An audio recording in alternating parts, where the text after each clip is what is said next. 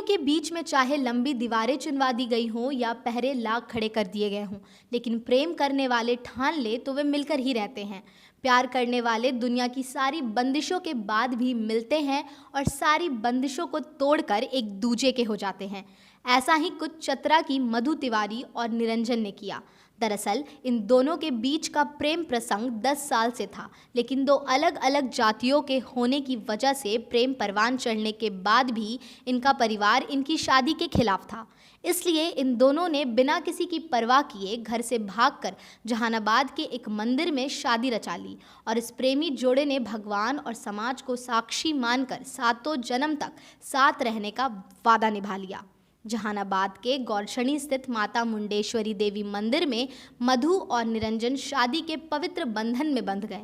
आपको बता दें कि ये दोनों प्रेमी युगल करीब 10 साल से एक दूसरे के प्रेम संबंध में थे, लेकिन इन दोनों के परिवार वालों ने इनकी शादी करने से साफ इनकार कर दिया था, क्योंकि ये दोनों अलग अलग जातियों से थे। लेकिन एक दूसरे से अलग होने की डर से इन लोगों को रहा नहीं गया और दोनों ने भागकर जहानाबाद के मंदिर में शादी रचा ली।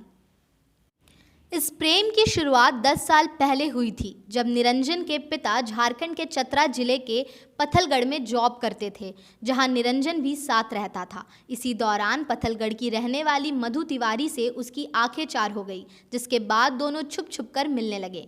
बाद में दोनों ने शादी करने का फैसला कर लिया। हालांकि दोनों का कास्ट अलग अलग होने की वजह से अंतर जातीय विवाह को लेकर घर वाले शादी के लिए राजी नहीं हुए। इसी बीच निरंजन अपने गांव गया के पाई बिघा लौट आया, परंतु दोनों की फ़ोन से लगातार बातें होती रहीं। बाद में दोनों ने शादी करने का फैसला किया और दोनों प्रेमी जोड़े ने घर से भागकर जहानाबाद के मंदिर में शादी रचा ली।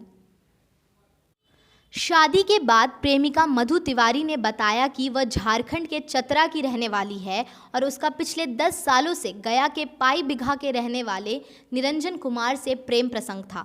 इस प्रेम की जानकारी दोनों के परिजनों को थी, पर काफ़ी दबाव बनाने के बावजूद युवती के परिजन इस शादी को मंजूर नहीं कर रहे थे। पर परिजनों द्वारा इनकार किए जाने से परेशान इस प्रेमी जोड़े ने जहानाबाद के मंदिर पहुंचे, जहां दोनों ने समाज के लोगों के समक्ष एक दूसरे को वरमाला पहनाकर शादी के पवित्र बंधन में बंध गए। इस मौके पर मंदिर प्रबंध समिति के सदस्यों के अलावा सामाजिक लोग भी शादी के गवाह बने और इस जोड़े को शुभकामनाएं दी।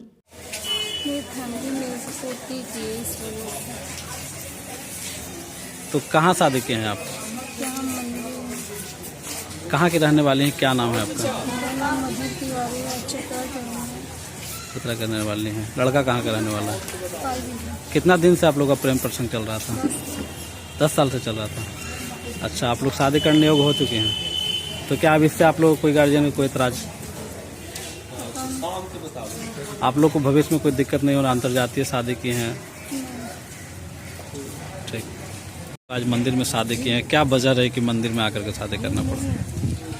मेरा सर चल रहा था फेयर 10-11 साल से। अच्छा, गार्जियन लोग को भी बोले थे सपोर्ट कीजिए। मेरे तो फैमिली वाला तैयार था करने के लिए, उसके फैमिली वाले नहीं तैयार थे, जातिवादी थे, अंतरजातीय विवाह सपोर्ट नहीं थे, इसलिए हम लोग आपके साथ ही हुए। कहाँ के रहने वाले लड़के? तो पाइका के रहने वाले हैं। लड़की कहाँ के रहने वाले हैं? चतरा के। तो अंतरजातीय शादी किए हैं, तो इन फ्यूचर आप लोगों को किसी तरह का कोई दिक्कत क्या होगा? तो सरकार भी सपोर्ट कर रहा है अंतरजातीय विवाह। आप लोग खुश हैं? हाँ। क्या नाम है आपका? निरंजन कुमार। मामला है इसमें अंतरजातीय विवाह हुआ है।